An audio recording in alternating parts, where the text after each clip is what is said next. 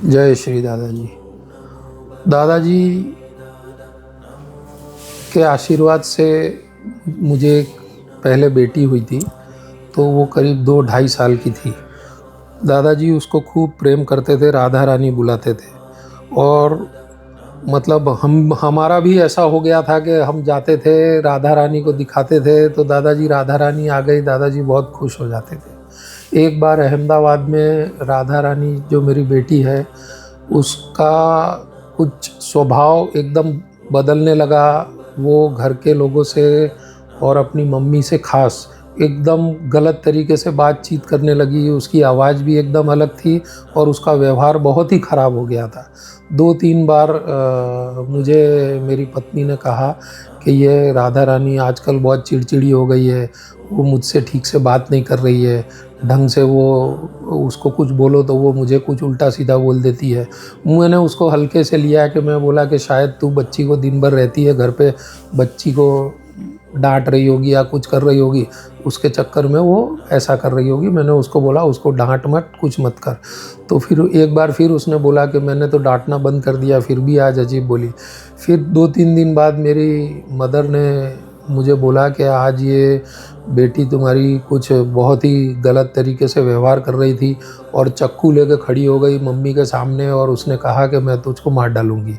इस तरीके के शब्द सुन के उस समय मुझे इतनी घबराहट हो गई कि ये सब ऐसा कैसे हो सकता है। और फिर मेरी पत्नी ने कहा कि ये इतने दिन से इसी तरीके से बात कर रही थी, पर मेरी व्यस्तता और मेरा काम का वो थोड़ा प्रेशर की वजह से वो मुझसे ये सब इस तरीके से बात नहीं कर पा रही थी।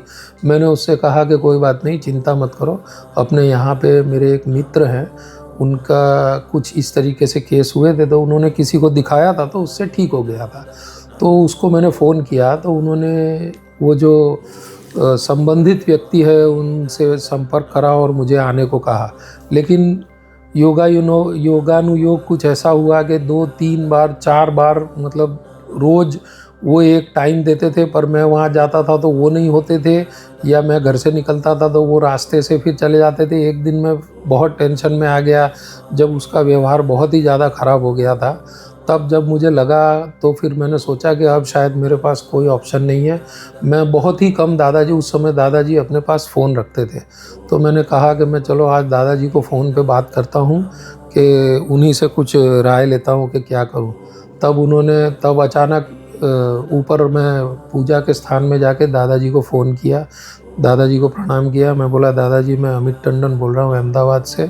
तो दादाजी बोले आओ, आशीर्वाद दिया और बोला क्या हो गया। तो मैंने बोला दादाजी राधा रानी कुछ ठीक नहीं है, उसकी तबीयत कुछ ठीक नहीं लग रही है। तो दादाजी ने तुरंत कहा मुझसे, अरे उसको कुछ नहीं होगा, उसको बोलो गोली खा ले, ठीक हो जाएगी। तब हमको ध्यान आया कि जब दादाजी के पास हम लोग जाते थे, दादाजी बच्चों को चॉकलेट बांटा करते थे, हम वो चॉकलेट लेके घर पे इकट्ठा करके रख देते थे। मैंने अपनी पत्नी को कहा कि इसको तुरंत एक दादाजी की चॉकलेट रखी हो तो दे दो। वो चॉकलेट हमने उसको दे दी। वो समय और आज का दिन 20 साल हो गए, लेकिन आज तक उसके बाद कोई वो नहीं हुआ। वो चॉकलेट खा के वो सो गई और उठी और उसके बाद एकदम नॉर्मल हो गई। उसके बाद कोई आज तक 20 साल में उससे रिलेटेड कोई शिकायत नहीं आई। आने के बाद मैंने जब दादाजी से कहा कि दादाजी ऐसा हुआ था आपकी गोली से, दादाजी ने कहा हमें सब पता है, हमें मत बताओ, हम सब करते हैं, तुम चिंता मत करो, राधा रानी की कोई चिंता नहीं करना, उसके लिए हम बैठे हैं।